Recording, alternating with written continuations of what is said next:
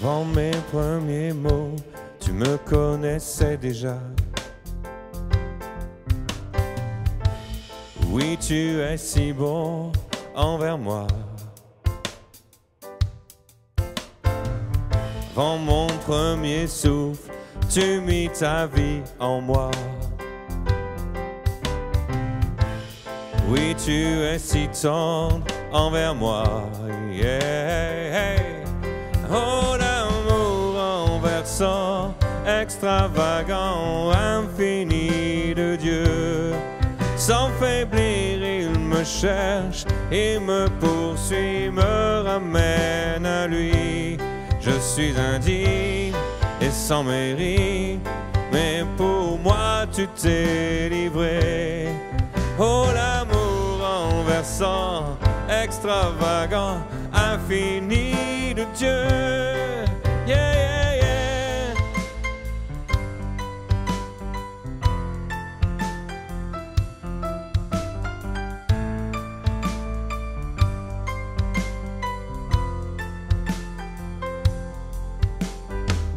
Je te rejetais sans relâche, tu m'aimais. Oui, tu es si bon envers moi. Je me sentais vain et tu m'as offert la croix. Oui, tu es si tendre envers moi. Oh, l'amour renversant, extravagant, infini de Dieu. Sans faiblir, il me cherche, il me poursuit, me ramène à lui. Je suis indigne et sans mérite, mais pour moi tu t'es livré. Oh, l'amour renversant, extravagant, infini de Dieu. Yeah.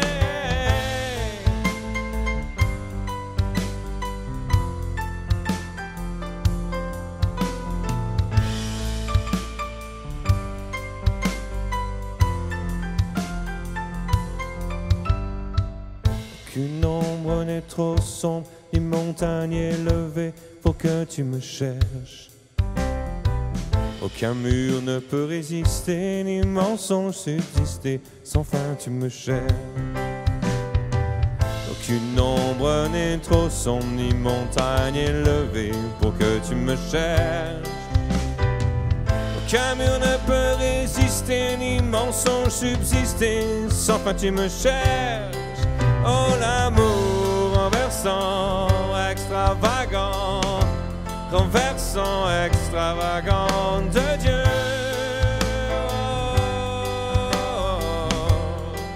Oh, l'amour renversant, extravagant, infini de Dieu.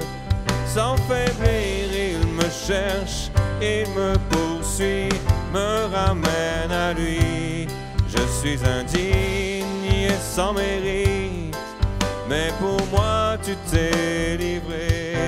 Oh, l'amour renversant, extravagant, infini de Dieu. Son amour est si fort, son amour est si fort.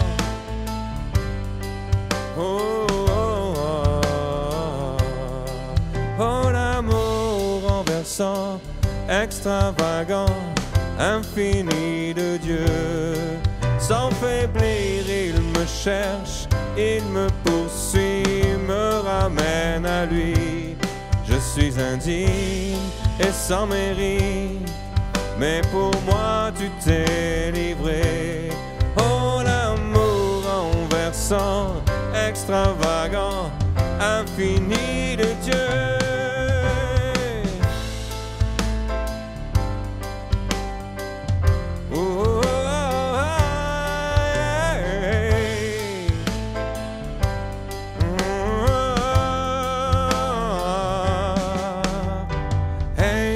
Mountain high enough, ain't no valley low enough, ain't no keep me away from you.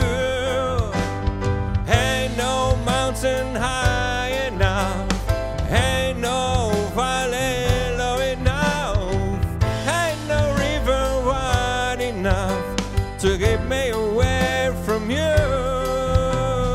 Ain't no valley low enough, ain't no mountain high enough, ain't no river wide enough to keep me away from you.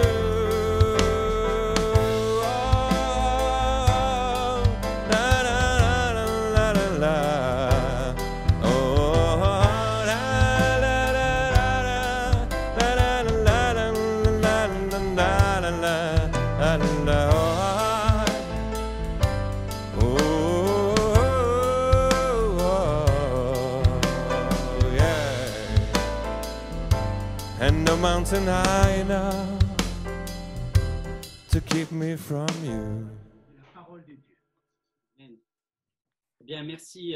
Bienvenue à tous ici, dans notre modeste maison qui se trouve, par la grâce du Seigneur, pouvoir accueillir des centaines et des centaines de croyants. Alors, je ne rentrerai pas dans tous les détails ce soir parce que j'ai juste 45 minutes. Mais ce que je voudrais vous dire, c'est que nous vivons un moment historique. Et lors de la nuit de la sortie d'Égypte, en fait, comme lors de la nuit de la sortie d'Égypte, nous sommes enfermés en famille dans nos maisons pour échapper à la plaie qui frappe les premiers-nés, c'est-à-dire à la plaie qui frappe prioritairement, je vais y arriver, merci, les aînés les plus âgés d'entre nous.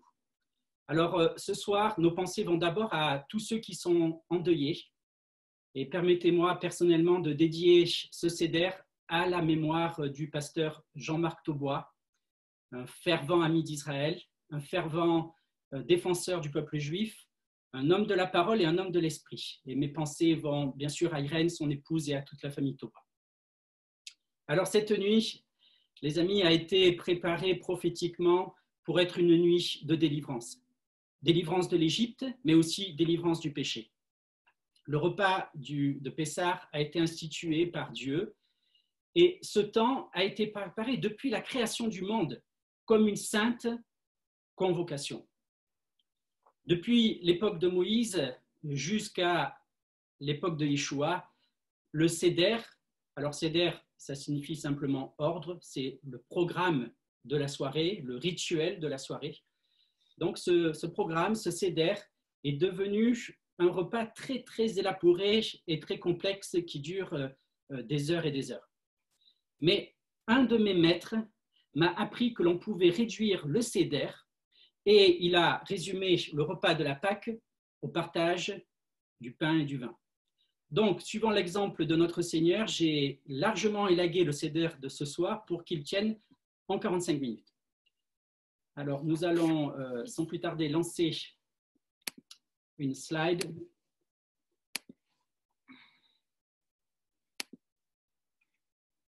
Voilà. Alors, je remercie déjà ma fille qui est à ma droite et qui gère les diapositives. Et puis, nous allons, sans plus tarder, commencer simplement par l'allumage des bougies de la fête.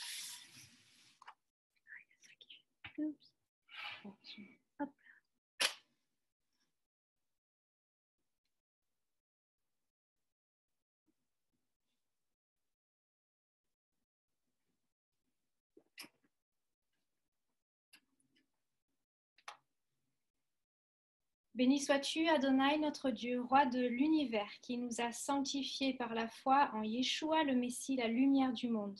En son nom, nous allumons les bougies de Pessah. Amen.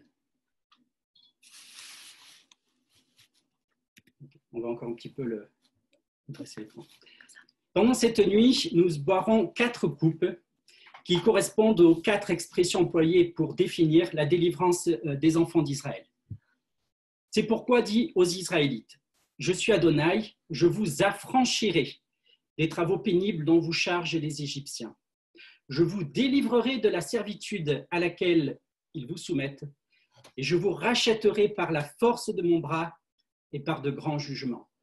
Je vous prendrai pour que vous soyez mon peuple, Je serai votre Dieu et vous reconnaîtrez que c'est moi, Adonai, votre Dieu, qui vous affranchit des travaux pénibles dont vous chargent les Égyptiens.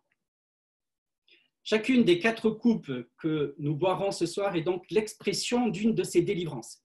Et ce que je vous propose de faire, si vous avez préparé la chose, c'est de remplir la première coupe de vin. Vous remplissez aussi la coupe des convives. Et pour les enfants, un petit peu de jus de raisin. Notre jus de pomme fera fonction de jus de raisin. On n'a pas pu sortir pour se procurer du jus de raisin. Cette première coupe est la coupe de la sanctification. Selon qu'il est écrit, c'est pourquoi dit aux enfants d'Israël, je suis Adonai, je vous affranchirai des travaux pénibles dont vous chargent les Égyptiens. Prenons tous la coupe. Tiens, ici. Au début du repas de la Pâque, Yeshua prit une coupe et rendit grâce. Nous allons réciter la bénédiction, puis boire la coupe accoudée sur le côté gauche en signe de liberté. Alors, pourquoi sommes-nous accoudés? Bien parce que les esclaves doivent se tenir debout lorsque leur maître mange, mais les hommes libres, eux, mangent détendus. Et ce que nous espérons être des hommes libres et détendus. Et nous disons ensemble la bénédiction en français puis en hébreu. Béni sois-tu Adonai, notre Dieu, roi de l'univers, qui crée le fruit de la vigne. Baruch atah Adonai, Eloheinu melech haolam, borei pri hagafen. Amen. Et nous buvons.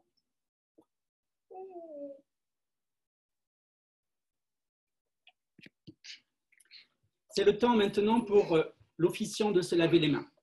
Une activité que je suis sûr nous pratiquons tous assidûment en ce temps d'épidémie. Et étant infirmier, je vous recommande vivement d'être très attentif à bien vous laver les mains. À ce moment de la soirée, Yeshua a fait quelque chose de surprenant. Il versa de l'eau dans un bassin et se mit à laver les pieds des disciples et à les essuyer avec le linge qu'il avait à la ceinture. En lavant les pieds de ses disciples, Yeshua, le Seigneur et le Maître, nous a enseigné à être serviteurs des uns des autres. Donc, je vais simplement maintenant prier pour les soignants qui sont un modèle de service et de don de soi-même pour les autres. Seigneur Yeshua, nous te prions maintenant pour tous ceux qui sont exposés, très dans la proximité immédiate de ce virus. Nous te prions que tu leur accordes ta protection, Seigneur. Nous prions que tu leur accordes une grâce supplémentaire dans leur vie, Seigneur, pour qu'ils passent au milieu de cette épidémie sans être atteints. Et pour ceux, Seigneur, qui sont déjà malades, Seigneur, on te demande que tu sois avec eux, que tu les relèves de leur maladie. Au nom de Yeshua Mashiach, Amen. Je vous invite maintenant, alors on a devant nous un plateau, on appelle cela le plateau du Seder, un plateau où sont disposés différents éléments. J'ai ici du persil, j'ai quelque chose qui fait office d'endive. Il n'y a pas d'endive aux États-Unis, ou alors elles sont hors de prix. On a un mélange de pommes et d'épices. Nous avons une sauce à base de réfort et un œuf dur. Alors, j'expliquerai ces éléments au fur et à mesure. Ce que nous faisons, nous prenons chacun un morceau de persil.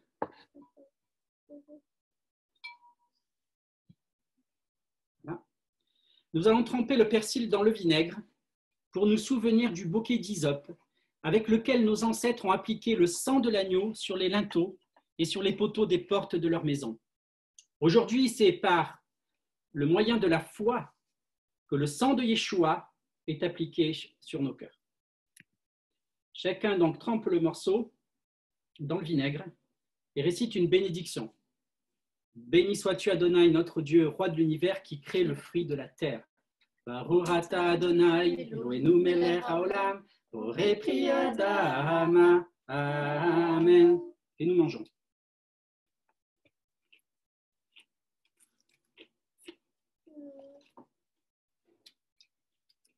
C'est l'amertume, véritablement.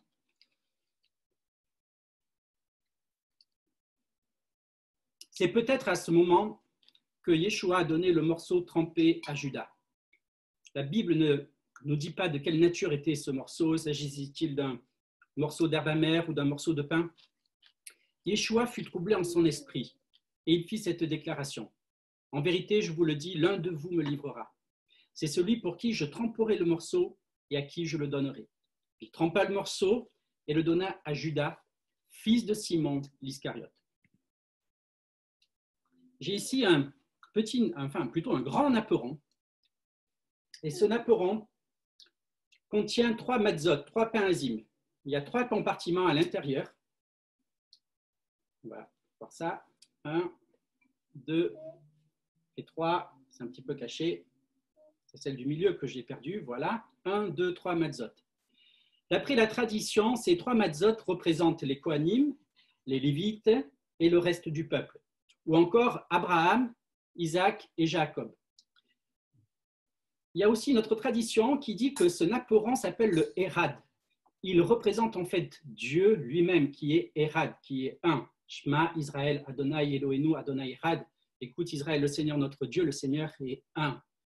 Nous avons ici un parfait symbole de ce qu'est la Trinité. Nous avons le Père, le Fils et le Saint-Esprit unis ensemble. Alors, je vais prendre non pas la metzah qui est en dessous, non celle qui est en dessus, mais je vais prendre celle du milieu. Si, c'est celle-là, c'est celle-là. L'occasion pour moi, encore une fois, de remercier ma fille qui nous a cuisiné de superbes matzot.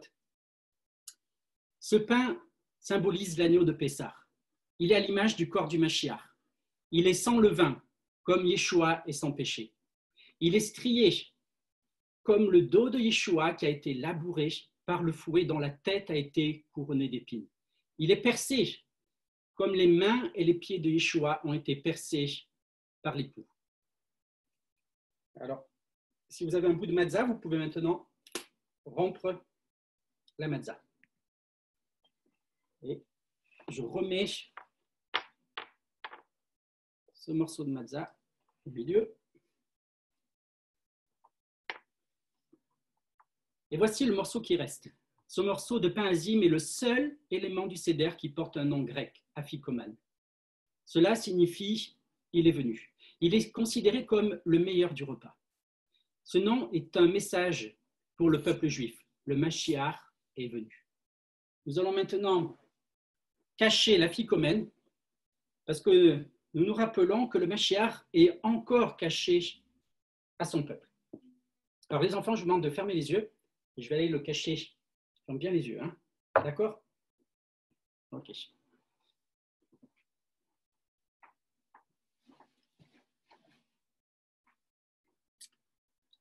Eh bien, j'espère que chez vous, vous avez aussi fermé les yeux. Pourquoi cette nuit est-elle différente de toutes les autres nuits? Pourquoi mangeons-nous des pains azimes et des herbes amères? Pourquoi trempons-nous notre nourriture? Pourquoi buvons-nous à coudées? Très bien, je suis très heureux que tu me poses ces questions, mais peut-être tu peux nous les chanter.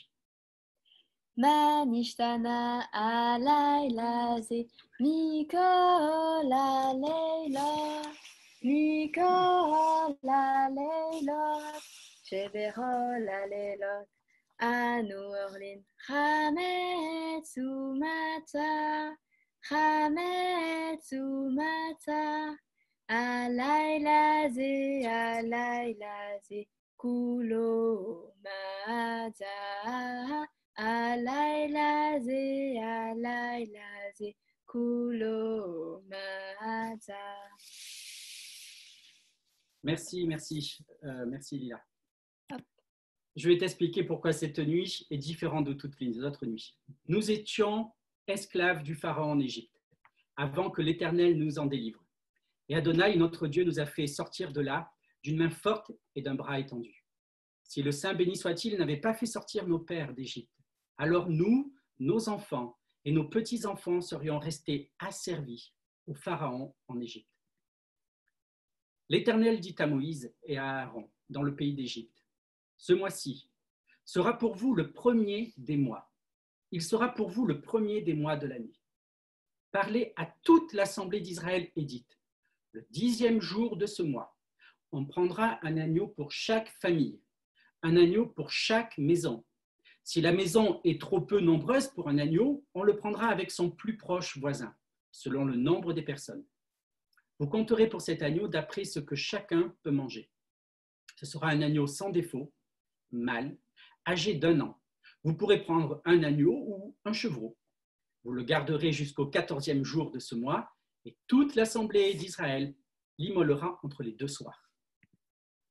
On prendra de son sang et on en mettra sur les poteaux et sur les linteaux de la porte des maisons où on le mangera. Cette même nuit, on en mangera la chair rôtie au feu. On la mangera avec des pains sans levain et des herbes amères. Vous ne le mangerez point à demi-cuit et bouilli dans l'eau, mais il sera rôti au feu, avec la tête, les jambes et l'intérieur. Vous n'en laisserez rien jusqu'au matin, et s'il en reste quelque chose le matin, vous le brûlerez au feu. Quand vous le mangerez, vous aurez vos reins sains, vos souliers aux pieds et votre bâton à la main. Vous le mangerez à la hâte, c'est la Pâque de l'Éternel. Cette nuit-là, je passerai dans le pays d'Égypte, et je frapperai tous les premiers-nés du pays d'Égypte, depuis les hommes jusqu'aux animaux, et j'exercerai des jugements contre tous les dieux de l'Égypte. Je suis l'Éternel. Le sang vous servira de signe sur les maisons où vous serez. Je verrai le sang et je passerai par-dessus vous. Il n'y aura point de plaie qui vous détruise quand je frapperai le pays d'Égypte. Vous conserverez le souvenir de ce jour et vous le célébrerez comme une fête en l'honneur de l'Éternel.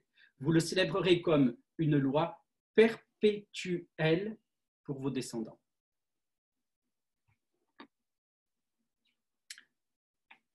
Voici le pain de misère que nos pères mangèrent en Égypte.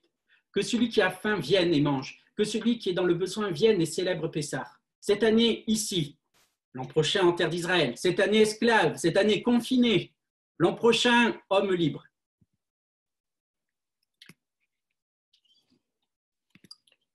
Nous allons maintenant remplir la deuxième coupe. Donc je vous invite à compléter un petit peu vos coupes. Oui.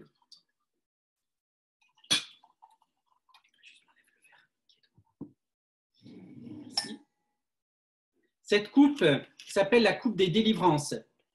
Selon qu'il est écrit, je vous délivrerai de l'esclavage auquel on vous soumet. Avec le confinement, vous avez peut-être découvert les joies et les difficultés de l'école à la maison. Or, dans 4 passages, la Torah nous demande de raconter la sortie d'Égypte à nos fils et de les enseigner dans les voies de Dieu. C'est, je crois, le temps de ce confinement, un temps excellent pour revenir à l'enseignement de la parole dans les maisons, à enseigner nos fils et nos filles selon la parole de Dieu. C'est ce que nous faisons ici en famille.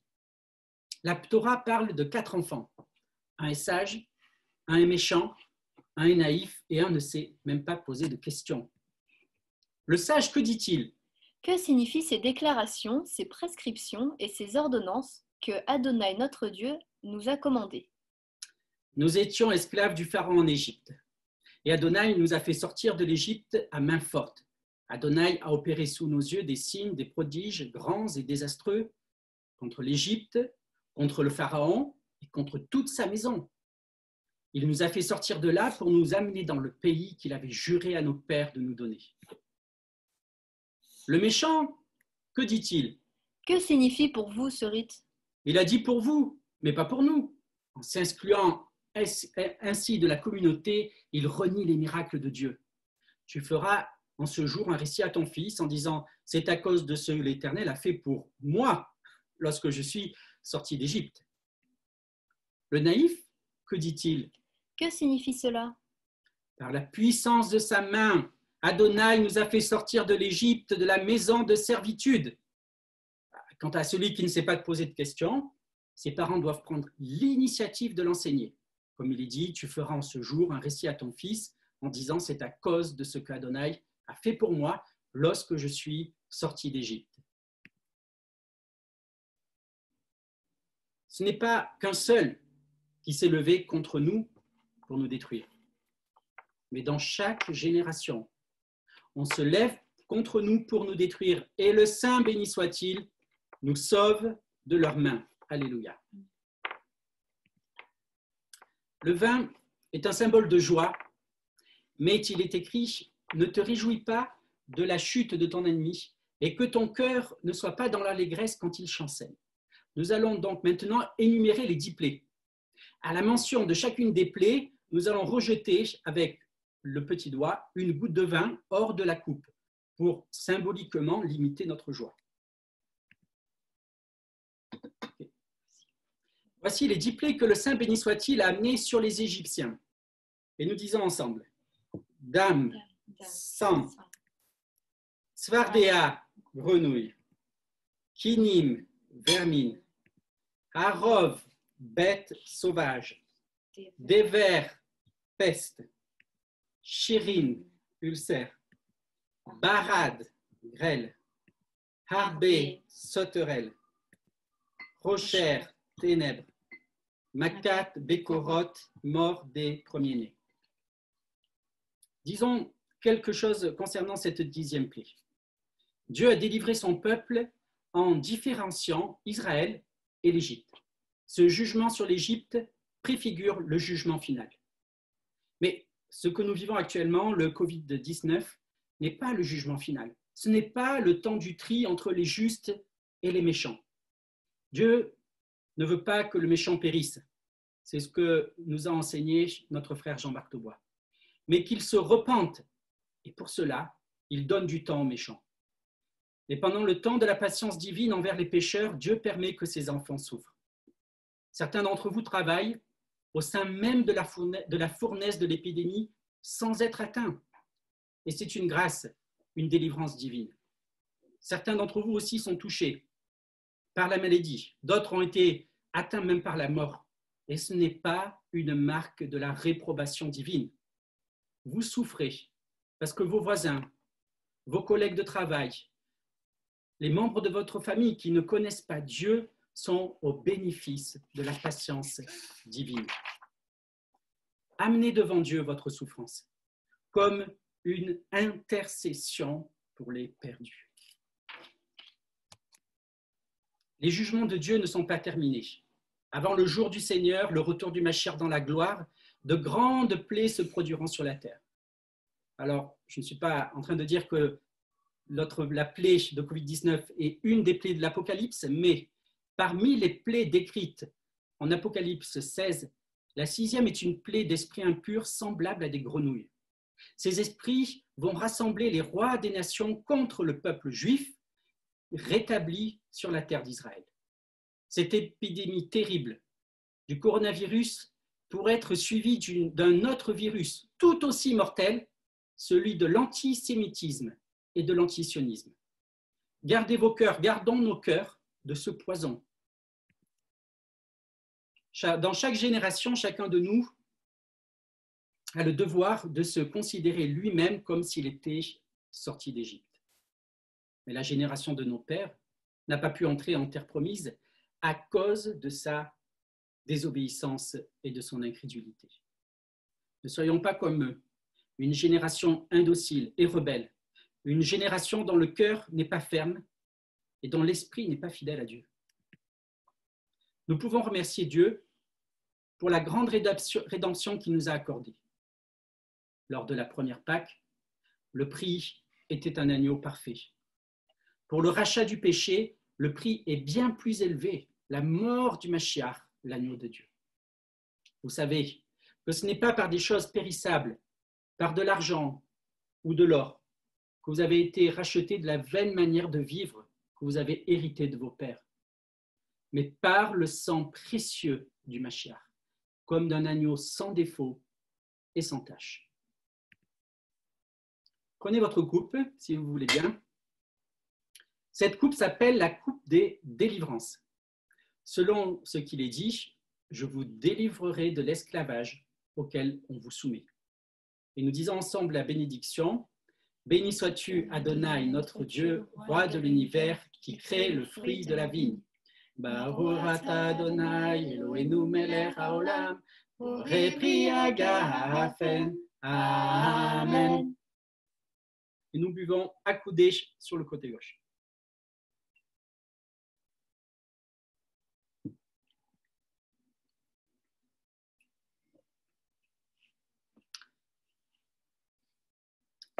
Alors, nous allons prendre maintenant les 3 matzot qui sont dans le napperon.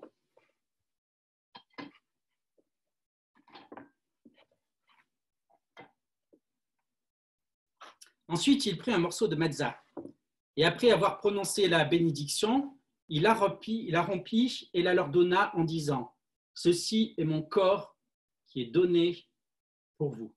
Faites ceci en mémoire de moi. » Nous allons maintenant manger la matzah en signe de communion avec le corps du Mashiach, mort à la croix le jour de Pessah. Nous récitons ensemble la bénédiction suivante. Béni sois-tu Adonai, notre Dieu, roi de l'univers, qui fait monter le pain de la terre. Baruch atah Adonai, Eloheinu melech haolam, hamotzi lechem min haaretz. Amen. Et nous brisons les matzot. Le pain que nous rompons, n'est-il pas la communion au corps du Mashiach? Alors, pour ceux d'entre nous qui n'ont pas encore reçu Jésus comme sauveur et Seigneur personnel, vous pouvez partager ce pain simplement en commémoration de la sortie d'Égypte. Mais pour ceux d'entre nous qui sommes des disciples du Seigneur, eh bien, mangeons maintenant ce pain en nous souvenant que nous sommes les uns et les autres en communion par le sang du Mashiach.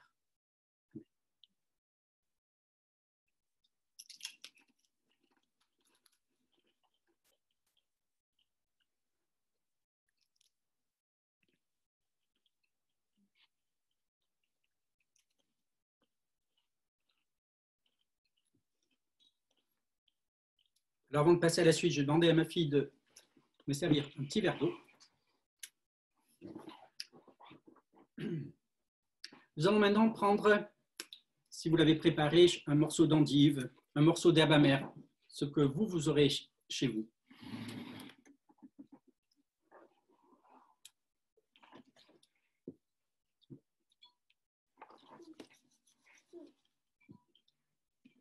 L'endive, comme toutes les herbes amères, nous rappelle l'amertume de l'esclavage et le mélange de pommes qui est ici nous rappelle le mortier des briques avec lequel nos pères construisaient.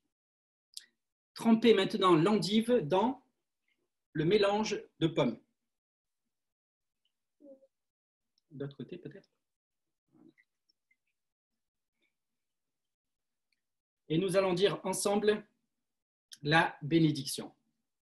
Béni sois-tu Adonai, notre Dieu, roi de l'univers, qui nous a sanctifiés par tes commandements et par le sang de Yeshua, qui nous a ordonné de manger des herbes amères. Baruch atah Adonai, Eloheinu melech haolam, asher kideshanu b'mizvotav uvedam Yeshua, vetzivanu al akilat nahor. Et chacun bien mange son endive avec un petit peu de ce mélange.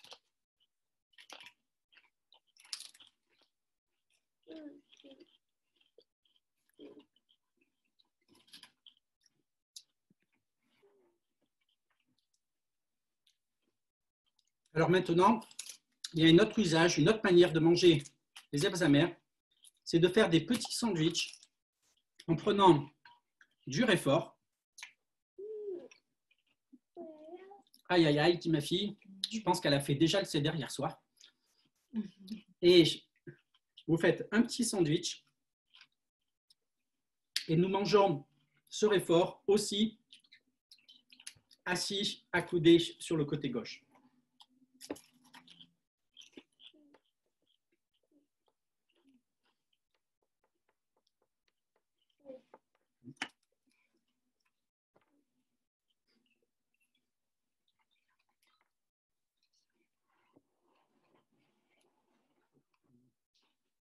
J'espère que vous vous régalez. L'apéritif est formidable. Des herbes amères, une sorte de moutarde sans aucun accompagnement. de l'eau salée et du pain sec. Ce qui paraît, c'est une fête. Alors, il nous reste un élément ici, c'est cet œuf dur qui est un symbole de deuil et de renaissance. Alors, il n'était pas présent sur la table du Seder à l'époque de Yeshua parce qu'il représente, en fait, il fait référence à la destruction du temple de Jérusalem. Et je demandais à ma fille de le mettre tout proche de l'écran pour qu'on voit notre œuf est même brûlé, il est passé à la flamme. Mais au milieu de cette épreuve, en même temps, l'œuf est un symbole de renaissance et pour nous de nouvelle naissance. À présent, le repas devrait être servi. Alors, on a 45 minutes, on n'a pas le temps de faire le seder, de manger, mais lorsque nous mangeons le repas de Pessah, et j'allais dire pour tous nos repas, nos conversations doivent être empreintes de sainteté. Comme il s'y a des hommes consacrés, que la débauche, l'impureté sous toutes ses formes, ou la cupidité ne soient pas même mentionnées parmi vous. Il n'est pas convenable non plus que vous prononciez des grossièretés, des propos extravagants ou des bouffonneries. Cela est malséant. Mais quand vous parlez, faites-le plutôt pour remercier Dieu. Notre repas doit être une louange à Dieu. Il préfigure le repas des noces de l'agneau. Anna, est-ce que tu pourrais aller chercher la ficomène? Je l'ai cachée quelque part. Tu veux aller chercher, s'il te plaît? Voilà. Alors, si vous avez des enfants chez vous, vous pouvez maintenant les envoyer. Tu sais où il est? Il est ici. OK. OK. Tu me le donnes? Est-ce que tu veux quelque chose en échange? Tu veux des pièces? Combien tu en veux? Ah, dis-moi ton prix, hein. Je prends ça, j'aime bien. Hop. Combien? 6. Oh, 6. Et c'est cher, 6. 5. Ça va? Oui, ça. 5. OK. Alors, c'est de l'or véritable, plaqué sur aluminium et du véritable chocolat à l'intérieur. 1, 2, compte avec moi. 3. Voilà. Pas comme ça. Ah, pas comme ça. Ah bon, pardon, tiens. Ah oui, OK, 5. 5. Voilà, celui-là, je le donne à maman. Attends. Nous avons... Ah, ben, pardon. J'ai fait un achat et puis j'en profite pas. Hein. 5. Alors, nous avons pris la matzah du milieu qui représente... Oui, parce qu'on ne voit pas, mais il y a beaucoup de monde qui sont devant nous. Hein. Nous avons pris la matzah du milieu qui représente le Fils et nous l'avons coupé en deux. Tout comme Yeshua a été brisé pour nous, ainsi qu'il est dit dans le prophète Ésaïe. Cependant, ce sont nos souffrances qu'il a portées. C'est de nos douleurs qu'il s'est chargé. Et nous l'avons considéré comme puni, frappé de Dieu et humilié. Mais il était blessé pour nos péchés, brisé pour nos iniquités. Le châtiment qui nous donne la paix est tombé sur lui et c'est par ses meurtrissures que nous sommes guéris.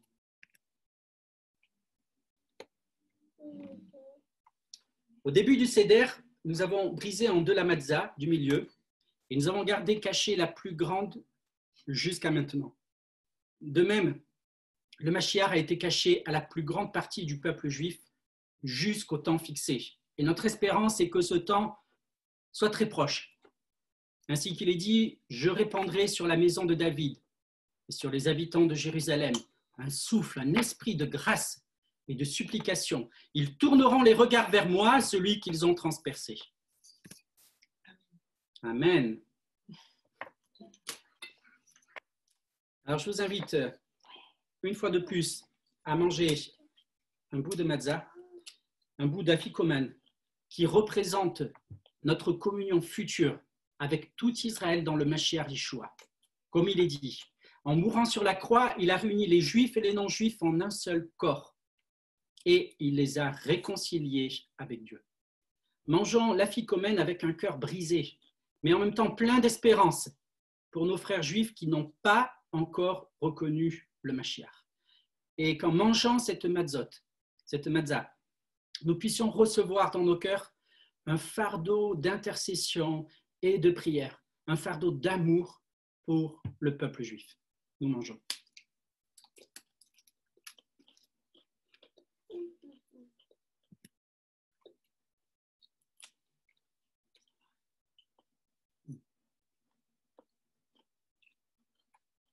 Alors nous allons maintenant remplir la troisième coupe.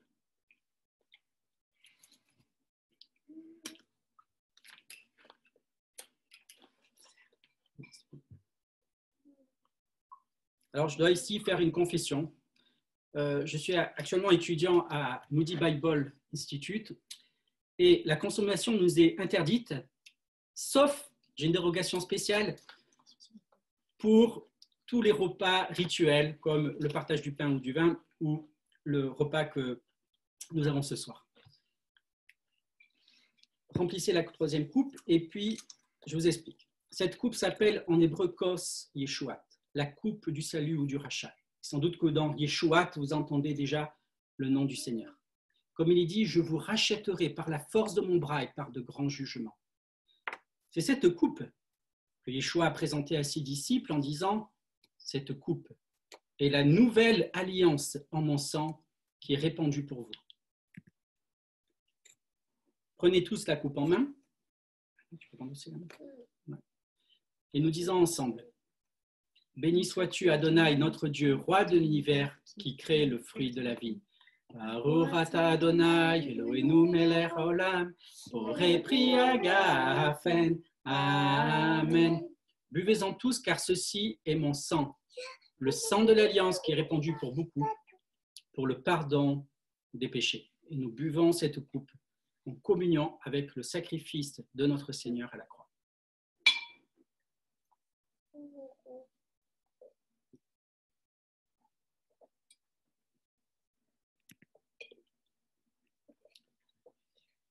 Sans plus tarder, nous remplissons maintenant une quatrième coupe. Je pense que je suis en train d'enterrer le Dean de Moody Bible Institute, qui, s'il est connecté sur Internet, doit s'arracher les cheveux, pour autant qu'il comprenne le français. Cette coupe s'appelle la coupe de l'adoption. Comme il est dit, je vous prendrai pour être mon peuple. Dieu a racheté les enfants d'Israël de l'esclavage de l'Égypte et de l'esclavage du péché par le sang de Yeshua, pour qu'ils soient ses enfants, ainsi qu'il est dit.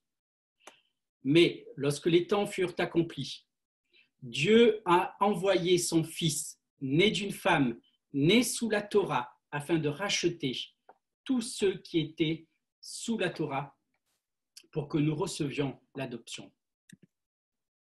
Ce sont aux enfants d'Israël qu'appartiennent l'adoption, la gloire et les alliances. Mais Yeshua élargit cette adoption aux non-juifs. Il élargit à vous. Ainsi qu'il est dit, autrefois, vous, païens, dans la chair, vous étiez, en ce temps-là, sans Mashiach, privés du droit de cité en Israël, étrangers aux alliances de la promesse, sans espérance et sans Dieu dans le monde. Mais maintenant, en Yeshua HaMashiach, vous qui autrefois étiez loin, vous êtes devenus proches par le sang du Mashiach. Ainsi donc, vous n'êtes plus des étrangers, ni des gens de passage, mais vous êtes concitoyens des saints, membres de la famille de Dieu. Vous qui êtes non-juifs, vous êtes maintenant associés en tant que non-juifs à l'Assemblée d'Israël. Nous pourrions maintenant chanter les psaumes du Hallel. Les psaumes du Hallel, sont les psaumes 114 à 118, plus le 136, selon l'usage suivi par Yeshua. Après avoir chanté les psaumes, ils sortirent pour aller au mont des Oliviers. Mais, faute de temps, nous nous en tiendrons à lire le psaume 117, où les nations sont invitées à louer Dieu pour sa bonté envers Israël. Louez Adonai, vous toutes les nations. Célébrez-le, vous tous les peuples, car sa bonté pour nous est grande et sa fidélité durera toujours. Louez Adonai. Très bien. Est-ce que tu vois? On va remplir maintenant une coupe supplémentaire pour le prophète Élie, qui doit venir annoncer, on peut mettre là, la venue du Mashiach. Cette coupe, personne ne peut la boire. C'est la coupe messianique.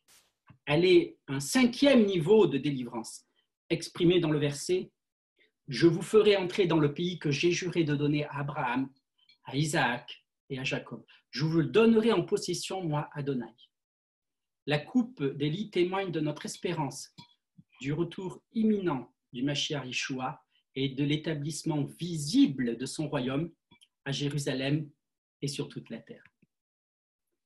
Est-ce que, Lila, tu pourrais voir si Élie ne serait pas à la porte?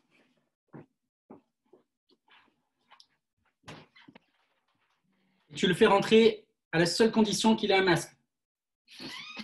Il n'est pas là. Il n'est pas là. Bon, c'est comme ça chaque année. La coupe d'Élie, les amis, est réservée pour notre Seigneur Yeshua. Je vous le déclare dès maintenant. Je ne boirai plus de ce vin jusqu'au jour où je boirai avec vous le vin nouveau dans le royaume de mon Père. Nous allons dire tous ensemble, avec ferveur, notre espérance de voir Yeshua revenir au milieu de nous. Et nous disons tous ensemble, en français et ensuite en hébreu, « Béni soit celui qui vient au nom d'Adonai. Baruch haba beshem Adonai. » Alors, on lève la 4e coupe et nous disons ensemble la bénédiction. Béni sois-tu Adonai, notre Dieu, roi de l'univers, qui crée le fruit de la vie. Baruch ata Adonai, Eloheinu melech haolam, boré prière gafen. Amen. Chacun dans l'espérance du retour de Yeshua et dans l'espérance du royaume messianique à venir, voit la 4e coupe assise sur le côté gauche en signe de liberté.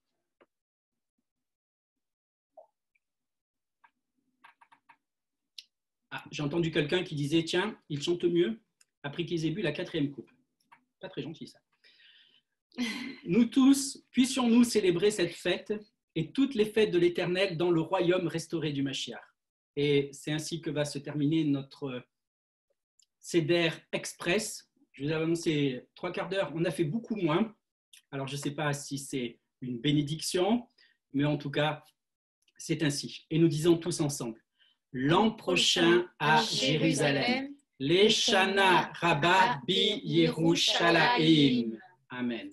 Je voulais dire, c'est que notre histoire de l'exode d'Égypte commence à Exode chapitre 3, quand le Seigneur, Jéhovah lui-même, Adonai, est apparu dans les buissons ardents devant Moïse, et il envoie Moïse en Égypte. Et pourquoi? Parce qu'il dit, à la fin de chapitre 2, il dit, j'ai entendu les cris de mon peuple.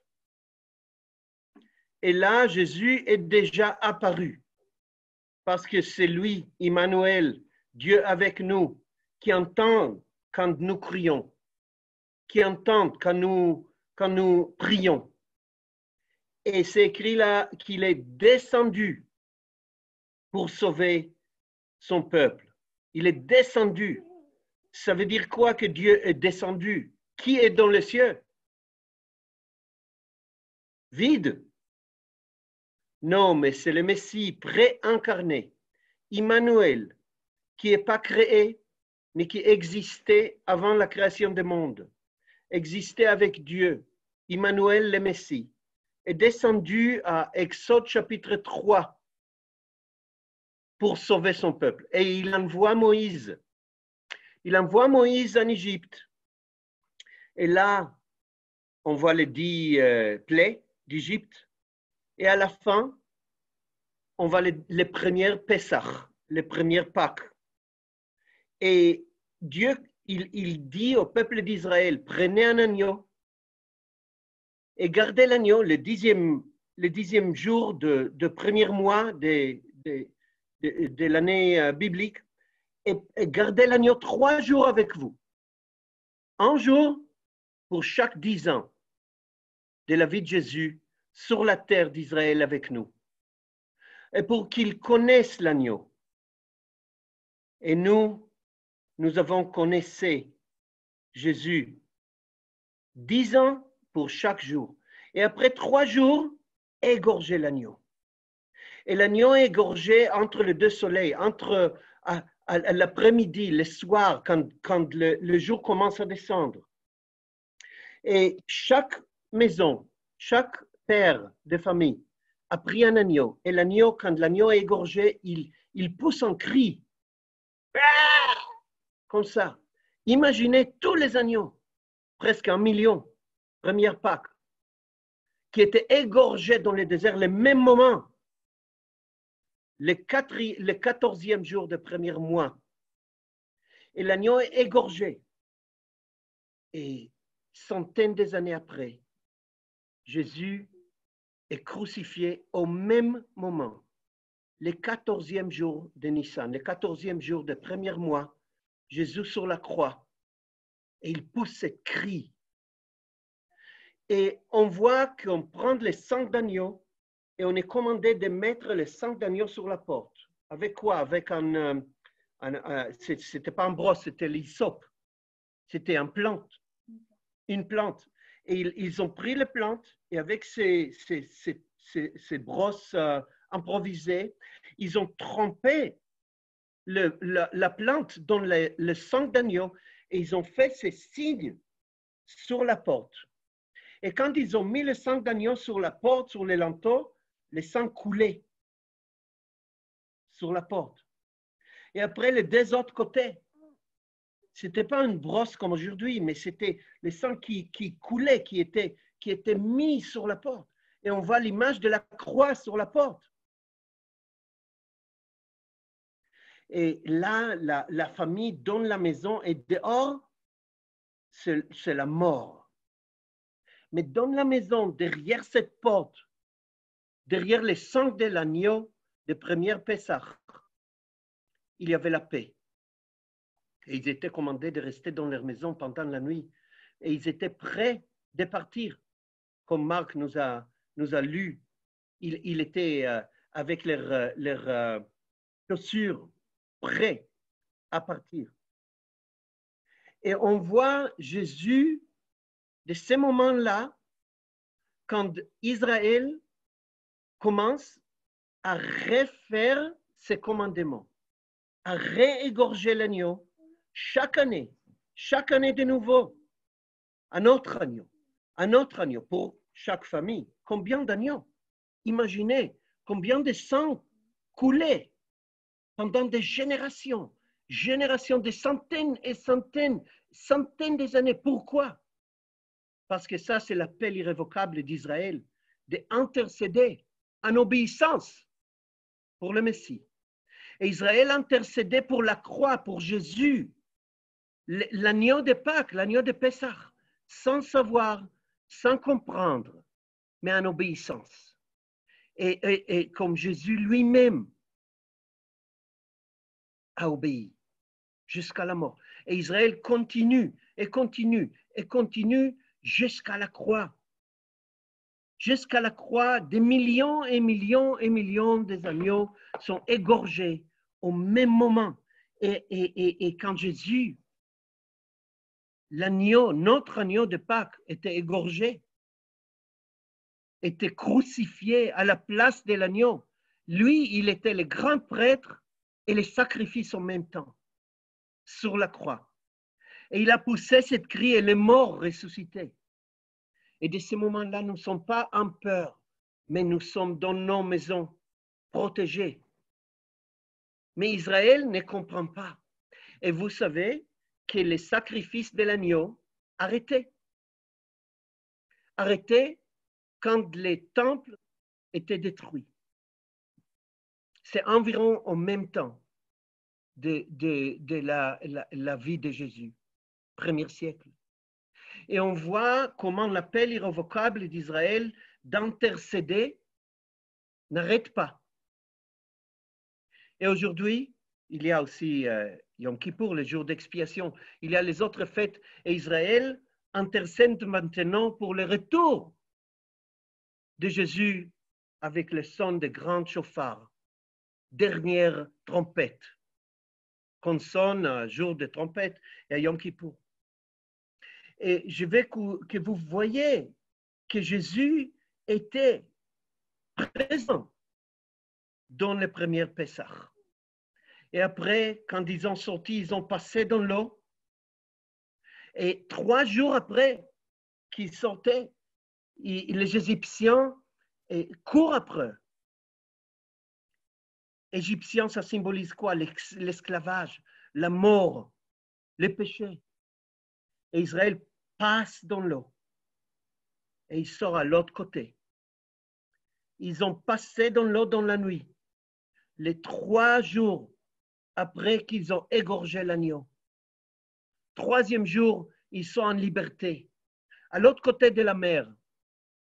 Et c'est qui commence à chanter? Myriam. Myriam, la sœur de Moïse, commence à chanter, commence à louer Dieu, parce qu'il nous a donné la victoire. Il nous a donné la liberté d'esclavage. Et on voit ça exactement dans les jardins. 3 jours après la croix, le 3e jour, un autre Myriam, que vous appelez peut-être Marie, Maria, mais son nom était Myriam. Un autre Myriam, très tôt, le matin, commence à chanter, commence à louer Dieu parce que Jésus est ressuscité. Et nous sommes tous passés dans l'eau. Et nous sommes tous dans la louange parce que Jésus est ressuscité. Alors pour nous, hier était le jour de la croix. Pessah, c'est le jour de l'agneau égorgé. Et imaginez le 1er siècle à Jérusalem aujourd'hui. Les disciples, les habitants ne comprennent pas. Il est mort. Le Messie est mort. Comment? Mais demain, 3e jour, après qu'il est mort, il est ressuscité. Et pour nous, le jour de résurrection, c'est le 3e jour après le Seder, après le Pessah. Le 3e jour, c'est le jour de célébration, de résurrection de Jésus. Et il est avec nous tout le temps, comme il était avec Israël, même dans sans connaissance. Et bien sûr qu'aujourd'hui, on intercède pour Israël. On intercède que les yeux s'ouvrent et qu'ils voient Jésus dans ces histoires des livres d'Exode. Amen. Maintenant, c'est la bénédiction aaronique que je vais chanter sur vous. Alors, préparez-vous pour la bénédiction. Vous le connaissez bien. Yevarechecha Adonai v'yishmerecha, que Dieu te bénira et gardera, et qu'il va briller sa présence pour vous. Yevarechecha Adonai v'yishmerecha, Ya'er Adonai panav elecha v'yichuneka. Yisa Adonai panav elecha v'yasem lecha shalom.